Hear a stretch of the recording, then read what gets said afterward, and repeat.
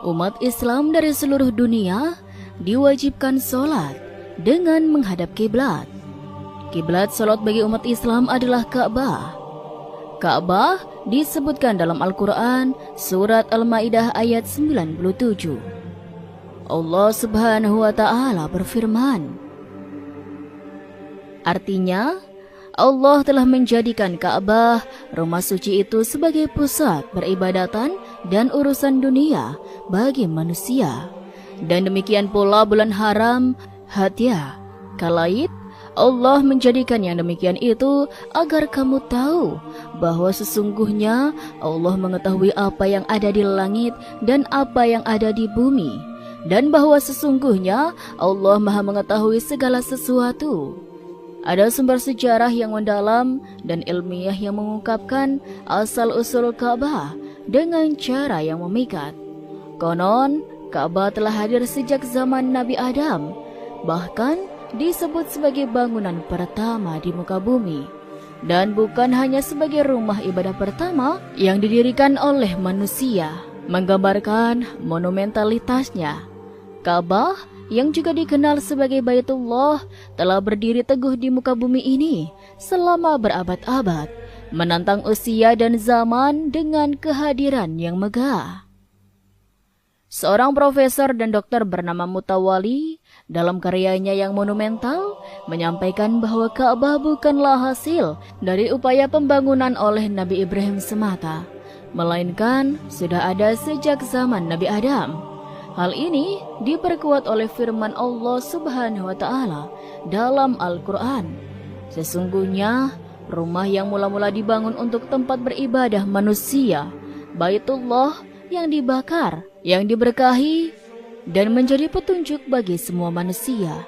Quran surat Ali Imran ayat 93. Firman Allah ini menjelaskan bahwa Ka'bah telah menjadi pusat ibadah dan petunjuk bagi umat manusia sejak awal keberadaannya.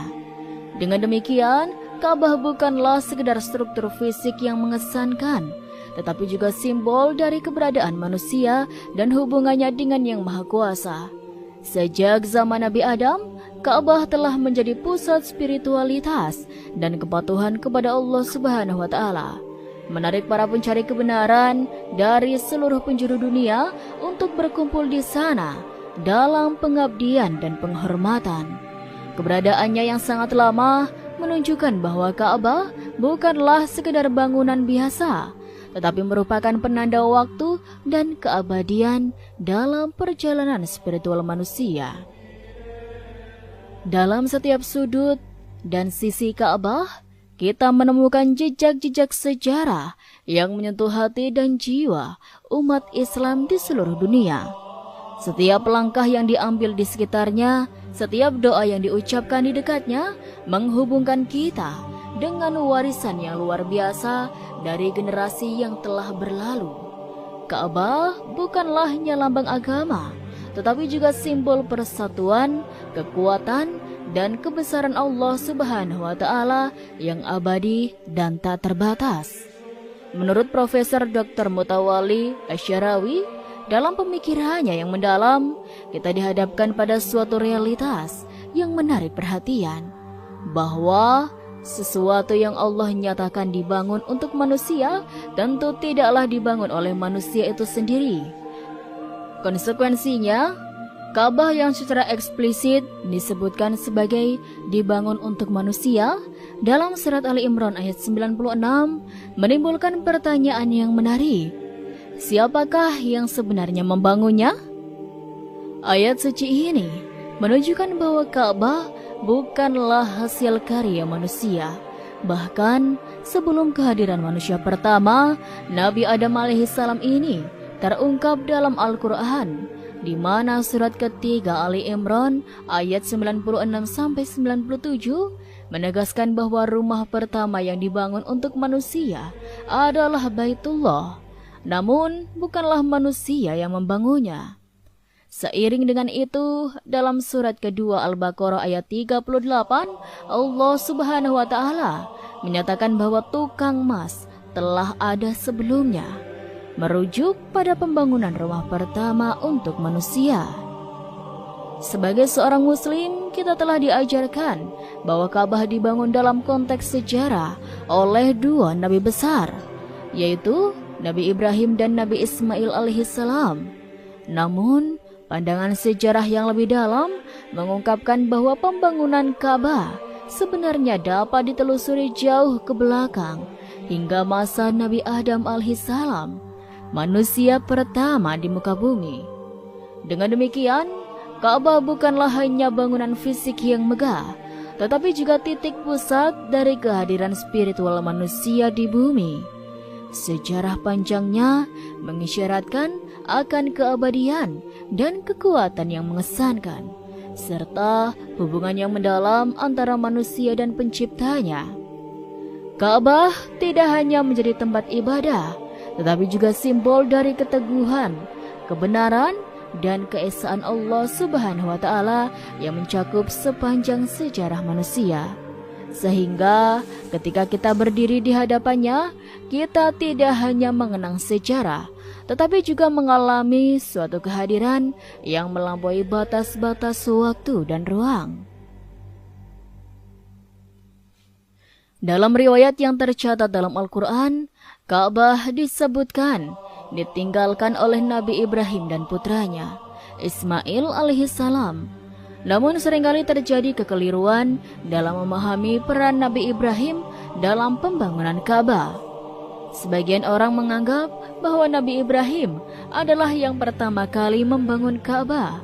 Namun hal ini adalah suatu anggapan yang keliru. Sebenarnya peran Nabi Ibrahim dalam konteks ini adalah meningkatkan kembali bangunan Ka'bah yang sudah ada sebelum kedatangan manusia pertama di muka bumi. Dalam ayat Al-Quran, seperti dalam surah Al-Baqarah ayat 127, menggambarkan momen ketika Ibrahim dan Ismail meninggikan dasar-dasar Baitullah. Sementara Ibrahim berdoa kepada Allah, "Ya Tuhan kami, terimalah amalan kami. Sesungguhnya Engkaulah yang maha mendengar, lagi maha mengetahui." Ayat ini memberikan gambaran bahwa Ka'bah telah hadir sebelum Nabi Ibrahim. Namun, beliau bersama putranya melakukan tugas memperbaiki dan meninggikan pondasinya. Dalam bukunya tentang haji dan umroh, Profesor Quraish Shihab menjelaskan bahwa ayat ini menunjukkan bahwa Ka'bah telah ada sebelum masa Nabi Ibrahim. Namun, kemungkinan saat itu Ka'bah telah mengalami kerusakan atau bahkan runtuh, sehingga Nabi Ibrahim dan Ismail ditugaskan untuk memperbaiki dan meninggikan kembali bangunan tersebut. Dengan demikian, pemahaman yang lebih dalam tentang peran Nabi Ibrahim dalam pembangunan Ka'bah menggambarkan bahwa beliau bukanlah yang pertama kali membangun Ka'bah, melainkan memperbaiki dan meninggikan kembali bangunan yang sudah ada sebelumnya. Hal ini menegaskan bahwa Ka'bah bukanlah hasil dari usaha manusia semata, tetapi merupakan bagian dari rencana ilahi yang melampaui batas waktu dan pemahaman manusia. Keberadaannya yang sudah ada sejak zaman Nabi Adam menegaskan bahwa Ka'bah adalah titik pusat spiritualitas yang abadi, menghubungkan generasi-generasi manusia dalam ibadah dan penghormatan kepada Allah Subhanahu wa Ta'ala. Beberapa sejarawan telah mengemukakan pandangan menarik mengenai lokasi tempat berdirinya Ka'bah saat ini. Mereka menyebutkan bahwa lokasi tersebut dulunya adalah sebuah tanah tinggi yang berwarna merah, di mana kaum Amalik pernah melakukan ibadah. Sejarah mencatat bahwa tempat ini telah dihancurkan sebelum kedatangan Nabi Ibrahim alaihissalam ke Hijaz.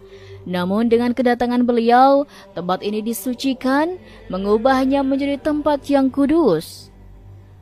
Sejarawan masa lalu seperti yang diulas oleh Ali Husni Alkar dalam bukunya tentang sejarah Ka'bah menyebut Hijaz sebagai Al-Bilad Al-Muqaddasas atau negeri yang suci.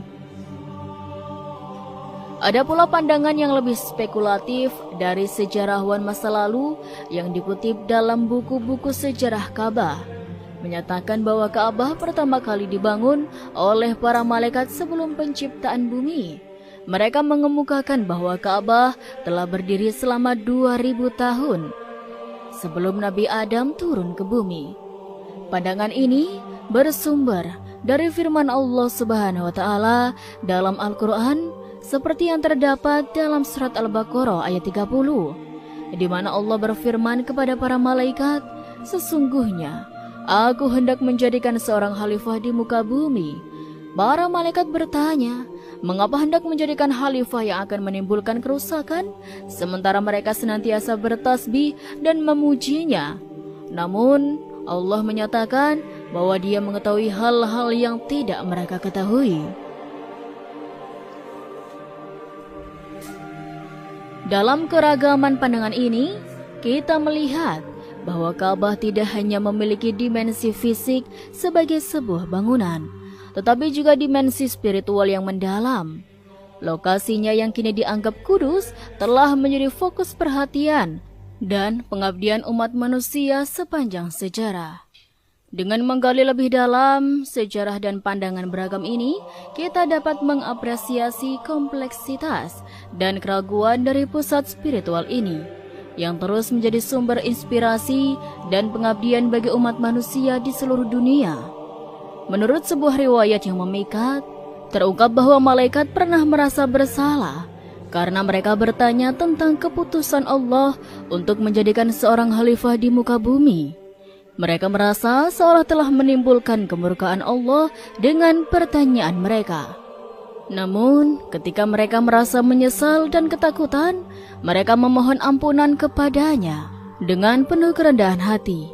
Dalam tindakan penuh penyesalan ini, para malaikat melakukan tawaf mengelilingi arasy Allah sebanyak 7 kali, seperti telurnya jamaah haji mengelilingi Ka'bah saat ini, sambil berseru penuh pengabdian, "Labbaik ya Allah, kami datang menyambut panggilan-Mu. Kami datang memohon ampunan-Mu, kami memohon ampunan dan bertaubat kepadamu." Melihat kerendahan hati dan penyesalan yang mendalam dari para malaikat, Allah Subhanahu wa ta'ala menurunkan rahmat-Nya dan menciptakan sebuah rumah di bawah arasy-Nya yang disebut sebagai Baitul Ma'mur. Kemudian Allah berfirman kepada para malaikat, "Tawaflah kamu di sekitar rumah ini dan tinggalkanlah arasy." Sebagai tanggapan atas perintahnya, para malaikat pun melakukan tawaf di sekitar Baitul Ma'mur. Tidak berhenti di situ, Allah Subhanahu wa ta'ala kemudian memerintahkan para malaikat yang ada di bumi untuk membangun sebuah bangunan yang serupa dengan Baitul Ma'mur. Perintah ini menegaskan bahwa kehendak Allah akan terlaksana dan bahwa kebaikan dan ketakwaan selalu dihiasi dengan rahmat-Nya. Dalam kisah ini, kita melihat bagaimana kerendahan hati dan penyesalan yang tulus dapat mengundang rahmat dan kemurahan Allah Subhanahu wa ta'ala. Tawaf para malaikat di sekitar Baitul Ma'mur dan pembangunan bangunan serupa oleh malaikat di bumi adalah manifestasi dari pengabdian yang mengalir dari rasa hormat dan kepatuhan mereka kepada Allah Subhanahu wa ta'ala. Ini juga mengingatkan kita akan kebesaran dan kemurahan-Nya yang selalu siap untuk menyambut mereka yang kembali kepadanya dengan tulus dan rendah hati. Kemudian Allah memerintahkan para malaikat untuk tawaf mengelilingi bangunan tersebut, mirip dengan aksi para malaikat di Baitul Ma'mur. Sesuai dengan riwayat yang diriwayatkan oleh Abu Al-Walid Al-Ansar dari Ali bin Husain bin Ali bin Abi Thalib, suatu ketika Allah mengutus para malaikat-Nya dengan perintah, "Dirikanlah untukku sebuah bangunan yang bentuknya menyerupai Al-Baitul Ma'mur dan memiliki nilai seperti dia." Setelah itu, Allah Subhanahu wa ta'ala memerintahkan semua malaikat yang ada di bumi untuk tawaf di rumah tersebut, sebagaimana penduduk langit juga melakukan tawaf di Baitul Ma'mur. Abu Al-Walid menambahkan bahwa peristiwa ini terjadi sebelum penciptaan Nabi Adam alaihissalam. Dalam riwayat lain disebutkan bahwa Nabi Adam alaihissalam adalah orang pertama yang membangun Ka'bah saat diturunkan ke bumi. Nabi Adam alaihissalam merasakan kesedihan dan kerinduan yang sangat mendalam. Puncak kesedihan beliau adalah karena beliau diterlantarkan di bumi dan tidak lagi dapat melakukan ibadah spiritual seperti melakukan langkah ibadah bersama para malaikat yang biasa mengelilingi arsy Allah.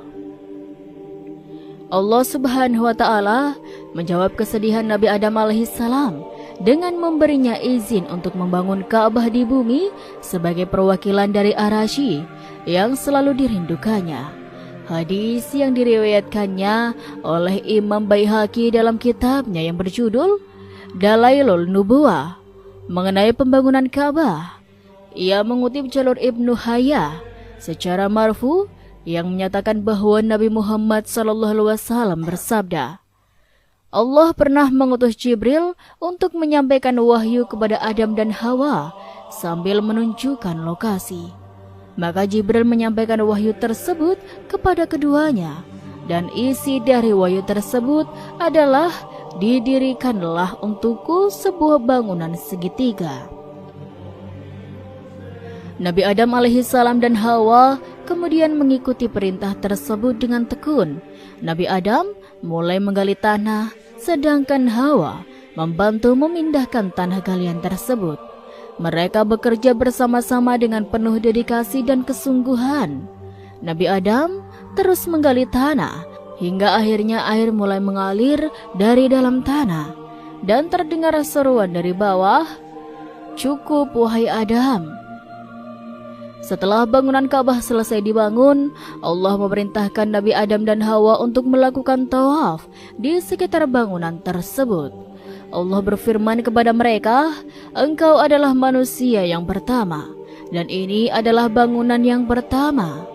Dengan penuh kepatuhan, Nabi Adam dan Hawa melaksanakan perintah Allah tersebut, memperkuat ikatan spiritual mereka dengan Sang Pencipta. Namun, seiring berjalannya waktu, pada masa banjir di zaman Nabi Nuh alaihissalam, Ka'bah ini runtuh hingga tersisa hanya pondasinya. Tetapi ketika masa Nabi Ibrahim alaihissalam tiba, beliau membangun kembali pondasi Ka'bah dengan meninggikannya, memperbarui ciri khasnya sebagai rumah suci yang dituju oleh umat manusia dalam ibadah dan pengabdian kepada Allah Subhanahu wa Ta'ala. Dalam riwayat hadis tentang pembangunan Ka'bah, terdapat variasi cerita yang menggambarkan proses tersebut. Salah satu riwayat yang dikenal hanya diriwayatkan lewat satu jalur, yaitu Ibnu Hayyah, yang diperdebatkan keabsahannya karena masuk dalam kategori perawi yang lemah. Namun dalam kitabnya Al-Ma'arif, Ibnu Qutaibah menyebutkan bahwa yang pertama kali membangun Ka'bah adalah Syekh bin Adam. Menurut Ibnu Qutaibah, Syekh bin Adam adalah putra Nabi Adam yang paling mulia, paling utama dan paling dicintai oleh Nabi Adam alaihissalam. Dia dianggap sebagai penerus dan pengganti bapaknya dalam peran spiritual. Dari garis keturunannya, seluruh manusia berasal. Syekh bin Adam membangun Ka'bah dari tanah dan batu tepat di lokasi yang pernah ditinggali oleh Nabi Adam alaihissalam setelah turun dari surga. Kisah pembangunan Ka'bah oleh Syekh bin Adam ini menggambarkan hubungan yang erat antara manusia dan tempat suci tersebut, serta pentingnya pengabdian yang diwariskan dari generasi ke generasi. Ini juga mengilustrasikan bagaimana pembangunan Ka'bah menjadi bukti cinta dan ketundukan manusia kepada Allah, serta kesinambungan perjalanan spiritual manusia sejak awal penciptaan. Wallahu a'lam bishawab. Itulah sobat sedikit kisah kali ini. Kurang lebihnya Rizky mohon maaf, dan sampai jumpa lagi di kisah-kisah selanjutnya ya sobat.